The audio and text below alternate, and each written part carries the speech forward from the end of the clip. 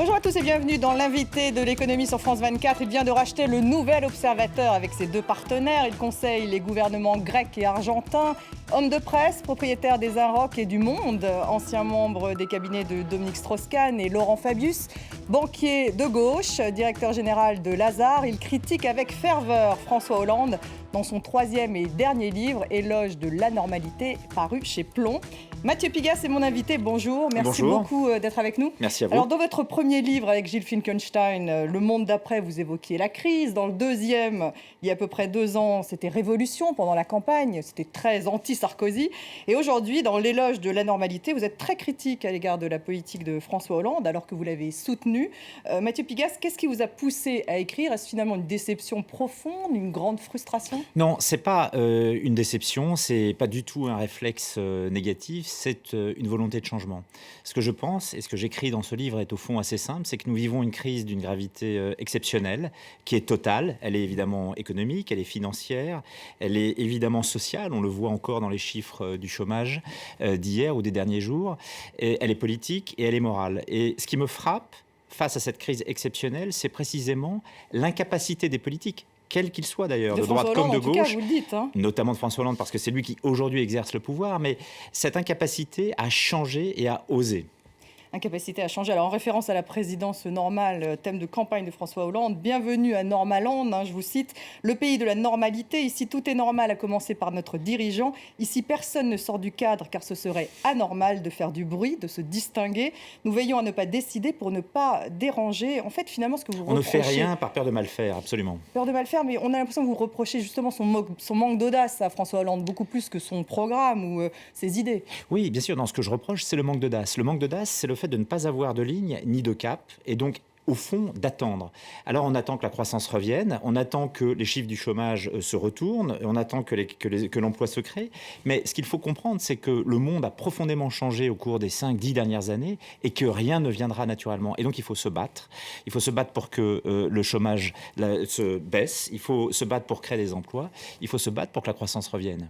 Et on ne se bat pas, c'est le triomphe de la France des ronds-points. Vous dites celle qui tourne en rond et se replie sur elle-même au sens figuré comme au sens propre. Mais finalement, est-ce que vous ne renvoyez pas dos à dos François Hollande et Nicolas Sarkozy? Et finalement, est-ce que vous ne parlez pas de l'impuissance du politique dans ce que vous dites, tout simplement? Oui, je pense. Impuissance. Il pourrait être puissant, encore faut-il le vouloir. Mais je pense qu'effectivement... Il pourrait être puissant, donc c'est pas... sûr. Parce qu'on a l'impression que vous renvoyez dos à dos, qu'il y a une impuissance du politique. Non, ce que je pense, c'est qu'en effet, l'agitation de l'un ou l'hyperactivité de l'un, au fond, a produit le même résultat que la normalité de l'autre, la passivité de l'autre, c'est-à-dire l'inefficacité.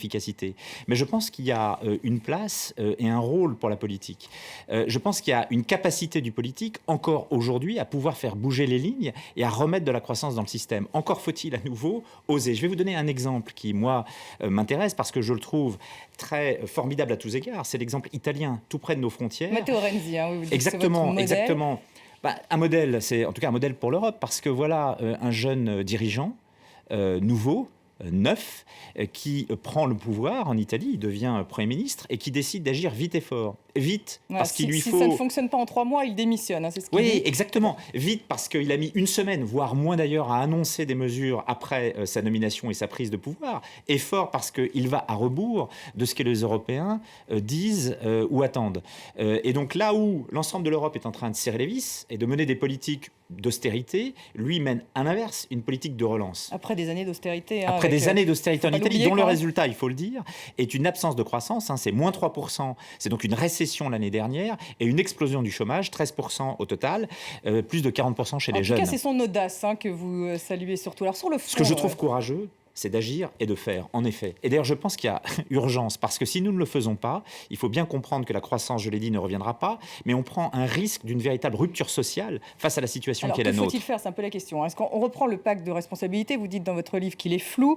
Un accord a été trouvé tout de même avec les syndicats majoritaires le 16 mars. Le gouvernement dit on va le voter fin avril. Donc vous ne le croyez pas? Ça n'avance pas, d'après vous?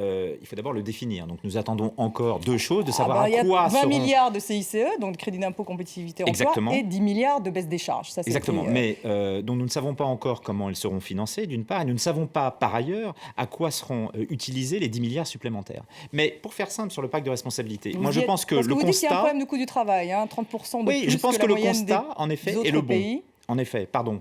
Et que le problème que nous rencontrons, nous Français, c'est effectivement un manque de compétitivité. Un seul chiffre suffira, le commerce extérieur. Nous avons un déficit de 60 milliards d'euros, là où l'Allemagne a un excédent de 200 milliards d'euros. Ça fait 30 ans que ça dure. Oui, enfin, je vais vous donner un seul exemple. 1995... Mais pour revenir au pacte de compétitivité, parce qu'on a peu de temps, donc les 30 milliards d'euros, est-ce que ça va dans votre sens ou pas? Est-ce que c'est justement, ça devrait servir à lutter contre le coût du travail trop élevé en France? Je vais rester cohérent avec moi-même. Je pense qu'il faut faire beaucoup plus vite et beaucoup plus fort. Alors reprenons les fameux 30 milliards. Il y a 20 milliards qui ont été mis sur le CICE. Le CICE, c'est à mon sens une usine à gaz compliquée, très complexe à comprendre et qui bénéficie à un seul type d'entreprise qui sont celles qui ont une main-d'œuvre à bas salaire. Je vais vous donner, je ne sais pas si vous le savez, mais le premier exactement, l'entreprise qui en bénéficie le plus en France, c'est la Poste. Et à l'inverse, Airbus, qui signe des contrats formidables avec la Chine, ne touche absolument aucune aide au titre du CICE. Les 10 autres milliards. Eh bien, ce que je propose de faire, c'est les 20 milliards qui sont consacrés au CICE, mettons-les en totalité sur l'impôt sur les sociétés et réduisons le taux de l'impôt sur les sociétés, ça revient à ça, par 2. Et on le fera passer de 33% à moins de 20%, probablement aux alentours de 15%. Voilà une mesure simple, efficace et qui bénéficiera à l'ensemble des entreprises françaises, y compris celles qui sont exposées à la concurrence internationale. Maintenant, les 10 milliards restants, eh bien, au fond, si on joue sur l'investissement et la compétitivité, n'oublions pas pour autant les ménages et le pouvoir d'achat. Parce qu'un des moteurs de croissance qui est cassé, c'est la consommation. Eh bien, je dis, pourquoi ne pas faire quelque chose de simple? Mettons les 10 milliards, par exemple, sur des baisses d'impôts au profit des plus bas revenus. Et donc, mettons ces 10 milliards supplémentaires... Sur le revenu, alors, sur les bas revenus. Exactement, 10 milliards supplémentaires sur l'impôt sur le revenu au profit des plus défavorisés. Une proposition de Mathieu Pigasse. Alors, vous dites qu'il faut des lois Hartz en France, en référence, bien sûr, aux réformes Schröder, Gerhard Schröder en Allemagne. Il faut inciter les chômeurs à accepter un emploi, donc revoir le régime d'indemnisation. Oui, parce que le problème de compétitivité, c'est d'une part, en effet, les charges sociales très importantes. C'est également un fonctionnement du marché du travail qui n'autorise pas suffisamment de flexibilité. Si on veut corriger ce défaut, ce déficit de compétitivité, il faut permettre au marché du travail de fonctionner de manière plus souple et rapide. Donc réduire les droits ? Non, pas du tout réduire les droits, mais donner plus de flexibilité tout en donnant plus de sécurité. Donc formation, innovation, exactement, temps de travail, faut-il mettre fin aux 35 heures lorsqu'on vous lit, on a l'impression que c'est ce que vous pensez. Oui, mais je pense qu'en effet, nous sommes dans une situation dans laquelle nous n'avons plus de gain de productivité. C'est-à-dire que nous ne sommes pas efficaces au travail. Comment ça s'explique? Probablement par un effort d'innovation insuffisant et par un temps de travail qui est également insuffisant. Et donc je pense qu'il faut avoir le courage de dire qu'il faut effectivement travailler plus et mieux. Travailler plus et mieux. Alors même Sarkozy n'a pas fait la fin des 35 heures. Donc là, en parlant de courage politique, c'est difficile de le faire à gauche. Je l'ai dit, je pense que l'incapacité du politique, on l'a vu à droite comme à gauche. Alors vous dites qu'il faut réduire les dépenses publiques en ce qui concerne la France. 50 milliards de baisse de dépenses publiques, c'est le projet, en tout cas de François Hollande, sur le quinquennat. Il devrait démarrer fin avril, vous ne les croyez pas? Je ne dis pas qu'il faut réduire la dépense publique. Je dis qu'il faut réduire la mauvaise dépense publique. Et précisément, il faut distinguer ce qui relève de la graisse, si je puis utiliser cette image, et ce qui relève du muscle. Le muscle, c'est la dépense. Vous pensez que ça va dans le bon sens? Le muscle, c'est la dépense publique d'avenir. C'est la santé, l'éducation, l'enseignement supérieur, la recherche et l'innovation. La graisse, c'est la mauvaise dépense publique. Alors celle-ci, il ne faut pas hésiter. Dépenses de fonctionnement ou autres. Il ne faut pas hésiter en effet à la réduire. Donc je trouve que c'est une bonne chose que de chercher à aérer l'économie en la réduisant. Alors où aller les chercher? C'est bien dans le programme de François Hollande. Oui, c'est bien. Où aller les chercher? Je vais donner 2 pistes pour être concret. D'abord le logement. 30 milliards chaque année dépensés avec une efficacité nulle sur l'effort de construction. La seule chose à laquelle servent les aides au logement, c'est maintenir les prix élevés. Et d'autre part, la formation professionnelle. Là encore, 30 milliards d'euros dépensés chaque année pour une efficacité très faible. Y a-t-il un Matteo Renzi en France? Mathieu Pigasse, Manuel Valls, Laurent Fabius, Dominique Strauss-Kahn? J'en sais rien, je l'attends, je le souhaite, je l'espère. Moi, je ne suis pas directeur de casting. Non, mais je ne suis pas directeur de casting. Ce n'est pas à moi de faire ou de distribuer les bons et mauvais points. La seule chose que je souhaite, c'est que ça change vite et que ça change avec quelqu'un qui porte et incarne l'audace, en effet. Là, vous n'avez personne en tête. Peut-être un des 3 que vous avez cités. Ah, peut-être. Vous, peut-être, non? Vous dites que vous entreriez en politique, peut-être? À quelle occasion le feriez-vous? Non, je ne dis pas ça. Je dis il y a plein de façons différentes de faire de la politique et d'être engagé. Je suis engagé dans les différentes activités qui sont les miennes, qu'il s'agisse des activités de presse, qu'il s'agisse de l'activité de banque, d'ailleurs en réalité de conseil aux entreprises ou au gouvernement. Et je n'ai pas parlé, moi, d'entrer en politique. Il me semblait que c'est ce que j'avais entendu. Peut-être feriez-vous un jour de la politique. Ça n'est pas exclu, en tout cas. Non, Ça n'est pas exclu. Alors, un mot sur les médias. Vous venez d'acheter le Nouvel Observateur avec vos partenaires, toujours les mêmes, Pierre Berger et Xavier Niel. Vous avez acheté Le Monde. Vous avez dit que si Libération était à vendre, eh bien, vous seriez là. Donc, si vous l'achetez, vous allez quoi? Créer un groupe persan de gauche?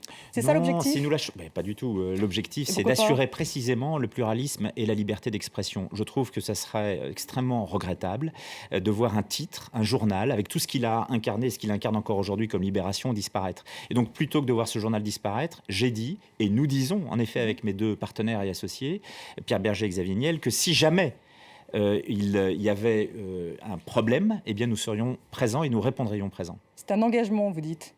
C'est un engagement, oui. L'investissement dans la presse correspond effectivement à un engagement C'est un pouvoir que je d'influence. qualifierais de militant. Militant non pas du tout au sens partisan politique, c'est-à-dire droite-gauche, mais militant au sens à nouveau de la liberté d'expression et du pluralisme. C'est un pouvoir d'influence. Écoutez, je suis heureux et ravi d'entendre de la part d'une journaliste de télévision que la presse a encore ce pouvoir d'influence. Je lui souhaite en effet. Oh, j'imagine que vous le pensez. Je le pense. C'est un pouvoir d'influence. Est-ce qu'il n'est pas plus important, ce pouvoir d'influence, finalement, que le pouvoir politique aujourd'hui? Non, je pense qu'aujourd'hui, vous avez différents pouvoirs qui s'équilibrent ou se déséquilibrent. Le pouvoir économique, c'est-à-dire celui des marchés financiers, le pouvoir économique, celui des entreprises, le pouvoir politique, bien sûr, et le pouvoir médiatique. Et il est très important d'assurer et de veiller à l'équilibre entre ces différents pouvoirs et à faire en sorte qu'en aucun cas, l'un puisse déstabiliser ou déséquilibrer l'autre. Vous les prenez tous? Non, il y en a quelques-uns que je ne prends pas. Merci Mathieu Merci Pigalle beaucoup à d'avoir vous. été mon invité. Je rappelle le titre de votre livre, c'est L'éloge de l'anormalité. C'est chez Plomb. Restez avec nous sur France 24. Merci.